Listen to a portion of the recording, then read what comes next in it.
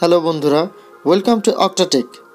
অক্টাটেকের আজকের এই ভিডিওতে আমরা দেখাবো Realme C21 এর ডিসপ্লে কিভাবে পরিবর্তন করতে হয় বা কত সহজে Realme C21 এর ডিসপ্লে পরিবর্তন করা যায় তার সম্পূর্ণ টিউটোরিয়াল। তো চলুন দর্শক বন্ধুরা, কথা না বাড়িয়ে ভিডিওটা শুরু করা যাক।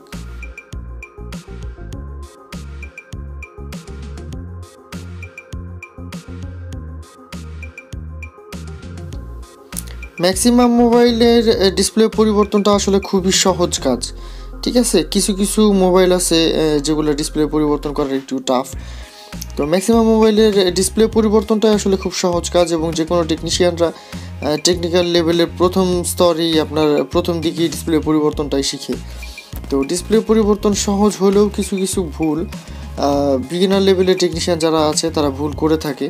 সেসব ভুল এড়িয়ে চললে ডিসপ্লেটা কিন্তু লাগানো সহজ হবে এবং ডিসপ্লে লাগানোর পরে ডিসপ্লে যে ড্যামেজটা বা ডিসপ্লে লাগানোর পরে যে ডিসপ্লে লাইট ব্লিঙ্ক হয়, আপনার ডিসপ্লে টাচে কাজ করতে চায় না, এই ধরনের সমস্যা কিন্তু কম হবে।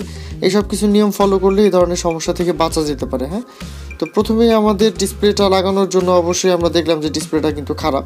তো এই কারণে মোবাইলটা ডিসঅ্যাসেম্বল করে নিতে হবে। অ্যাজ ইউজুয়াল আমরা যেভাবে ডিসঅ্যাসেম্বল করতেছি, আপনার সিম ট্রেটা খুলে নিচ্ছি আগে, এরপরে হচ্ছে ব্যাকশিলটা খুলে নিলাম, এরপরে হচ্ছে মাদারবোর্ড আর রিঙ্গারটা আলাদা করব। আমরা একে একে সব কিছুই আলাদা করব। ডিসপ্লে খোলার জন্য যা যা করার প্রয়োজন সব কিছু খুলে নিয়ে তারপর আমরা আমাদের ডিসপ্লেটা আলাদা করব।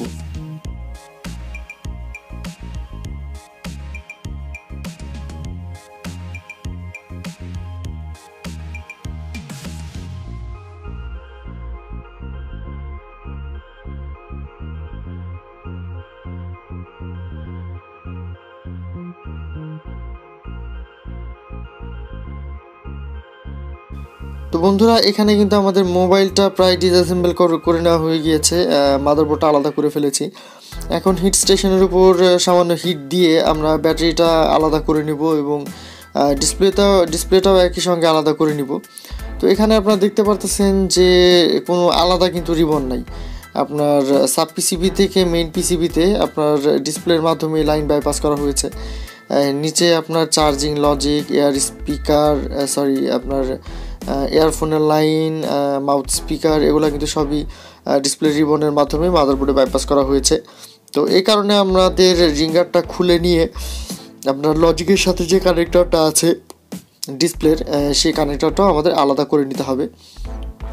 তো এখানে আমরা রিঙ্গারটা আলাদা করে নিলাম এবং ওই যে কানেক্টরটা আছে ওটা কিন্তু আলাদা করে ফেললাম। এরপরে ডিসপ্লেটা আমরা খুলে ফেলে দিব। যেহেতু ডিসপ্লেটা নষ্ট, নতুন একটা ডিসপ্লে আমাদের ইনস্টল করতে হবে, তাই পুরাতন ডিসপ্লেটা আমরা ইন্ডিকেটরের সাহায্যে খুলে ফেলে দেব।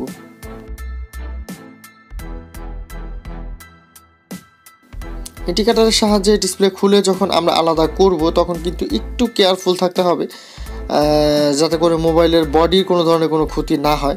দেখা গেল আমরা ইন্ডিকেটর দিয়ে খুব বেশি জোরে প্রেশার দিলে কিন্তু বডি নষ্ট হয়ে যেতে পারে।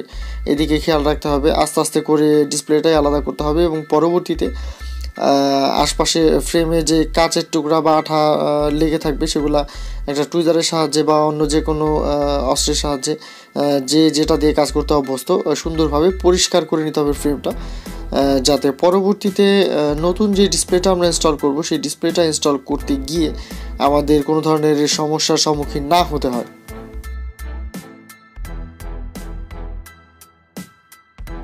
মোবাইলের ফ্রেমটা কিন্তু আমাদের পরিষ্কার করে নেওয়া হয়ে গিয়েছে। তো এখানে আমরা কালো আঠা ব্যবহার করব, যেহেতু বডিটা কালা তাই কালো আঠা ব্যবহার করব এখানে, এবং আঠা ব্যবহার করার পরে 2-3 মিনিট অপেক্ষা করে ডিসপ্লেটা আমরা লাগাবো। ডিসপ্লেটা লাগানোর আগে কিন্তু অবশ্যই ডিসপ্লেটা মোবাইলের মাদারবোর্ডের সঙ্গে কানেক্ট করে আপনাদের চেক করে নিতে হবে যে মোবাইলের ডিসপ্লেটা আসলে ঠিকঠাক কাজ করতেছে কিনা। যদি দেখেন যে হ্যাঁ ঠিকঠাক কাজ করতেছে, কোনো অসুবিধা নেই, তারপরেই কিন্তু ডিসপ্লেটা আমরা মোবাইলের সঙ্গে ইনস্টল করব, নতুবা করব না। তো এখানে মোবাইলের মাদারবোর্ডের সঙ্গে ইনস্টল করে চেক করার ব্যাপারটা একটু লেন্দি হয়ে যাবে, ভিডিওটা একটু বড় হয়ে যাবে আমার মনে হয়েছে। তো এই কারণে আমি টেস্ট করাটা আসলে দেখাইনি। কিন্তু যারা এভাবে আপনারা মোবাইলের মধ্যে ডিসপ্লেটা ইনস্টল করবেন তারা অবশ্যই কিন্তু চেক করে নেবেন, চেক করে তারপরে ডিসপ্লেটা ইনস্টল করবেন। আর এখানে বলে রাখা ভালো যে ডিসপ্লের সঙ্গে আপনার আর্থিংয়ের যে লাইনটা আছে, অর্থাৎ ডিসপ্লের সঙ্গে ডিসপ্লের রিবনের কানেকশনটা পাওয়া কিন্তু খুব জরুরি। ঠিক আছে। ডিসপ্লের সঙ্গে ডিসপ্লে রিবনের সঙ্গে ডিসপ্লের যে ব্যাক প্যানেলটা আছে সেটা পাওয়াটা খুব জরুরি। তো এটাকে আর্থিংয়ের সঙ্গে পাইয়ে দিবেন আপনারা। ডিসপ্লে রিবনে যদি কোনো ধরনের আঠা লাগানো থাকে সেই আঠাটা অবশ্যই বডি বা ডিসপ্লের উপরে লাগিয়ে দিবেন, যদি যেটা যেখানে লাগানোর জন্য প্রযোজ্য থাকে। এতে পরবর্তীতে আপনার ডিসপ্লেতে যে আবল তাবল কাজ করে বা আপনার ছবি ব্লিঙ্ক করে এই ধরনের অসুবিধা হবে না। ঠিক আছে। তো বন্ধুরা আপনারা দেখতেই পাচ্ছেন যে ডিসপ্লেটা কীভাবে আমরা ইনস্টল করলাম। অ্যাজ ইট ইজ একদম আগের মতো ইনস্টল করলাম। প্রপারলি আমরা যেভাবে ডিসঅ্যাসেম্বল করে নিয়েছিলাম এখন ঠিক একইভাবে আবার অ্যাসেম্বল করে নিচ্ছি।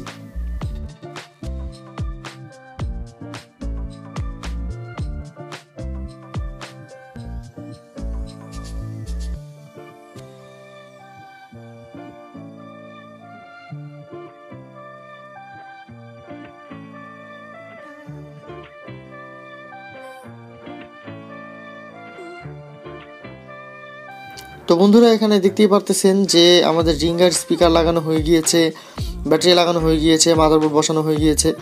তো এখানে রিঙ্গার স্পিকার বা মাদারবোর্ডের উপরে যতগুলো স্ক্রু আছে যেগুলো আমরা ডিসঅ্যাসেম্বল করার সময় খুলছিলাম, তো সবগুলো স্ক্রু এখন লাগাই দিতে হবে আবার। তো আপনারা দেখতে পারতেছেন যে রিঙ্গার স্পিকারের উপর সবগুলো স্ক্রু কিন্তু লাগানো হয়ে গিয়েছে, আর এখন হচ্ছে মাদারবোর্ডের উপর সবগুলো স্ক্রু আমরা লাগাই দিব। লাগাই দিলে কিন্তু আমাদের অ্যাসেম্বল করা সম্পূর্ণ হয়ে যাবে। তো ডিসপ্লে প্রবলেম যে কারো মোবাইলে যে কোনো সময় হতে পারে, একটা অ্যাক্সিডেন্টলি হতে পারে, আপনি হতে পারে। ইলেকট্রনিক ডিভাইসের কোনো ভরসা নাই, যে কোনো সময় আসলে প্রবলেম দেখা দিতে পারে।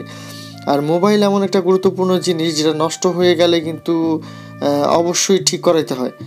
মানে ঠিক না করায় কেউই থাকতে পারে না, কারণ অনেকে ব্যক্তিগত অনেক জিনিস, প্রয়োজনীয় অনেক জিনিস মোবাইলের মধ্যে থাকে। তো আপনার মোবাইলে এই ধরনের কোনো সমস্যা থেকে থাকলে তা অবশ্যই আমাদের দিয়ে আপনারা রিপেয়ার করাতে পারেন। আমাদের শপের ঠিকানা অক্টোপাস ইলেকট্রনিক্স, হাফেজ বিল্ডিং, নীলটুলি, ফরিদপুর। যদি ফরিদপুরের বাইরে কেউ অবস্থান করে থাকেন তাহলে অবশ্যই আমাদের ফেসবুক পেজের মাধ্যমে আমাদের সঙ্গে যোগাযোগ করতে পারেন। আমাদের সঙ্গে যোগাযোগের ঠিকানা ফেসবুক পেজের মধ্যে দিয়ে দেওয়া থাকবে। আর এই ভিডিও সম্পর্কে বা আমাদের সম্পর্কে অন্য কোনো তথ্য পেতে চাইলে বা মোবাইলের সমস্যা সম্বন্ধিত কোনো ধরনের কোনো তথ্য পেতে চাইলে অবশ্যই আমার সঙ্গে সরাসরি কমেন্টের মাধ্যমে যোগাযোগ করতে পারেন। আমি কমেন্টের রিপ্লাই দিই প্রতিদিনই। আপনি কমেন্ট করলে সঙ্গে সঙ্গে তার রিপ্লাই পেয়ে যাবেন আপনি একদিনের মধ্যেই।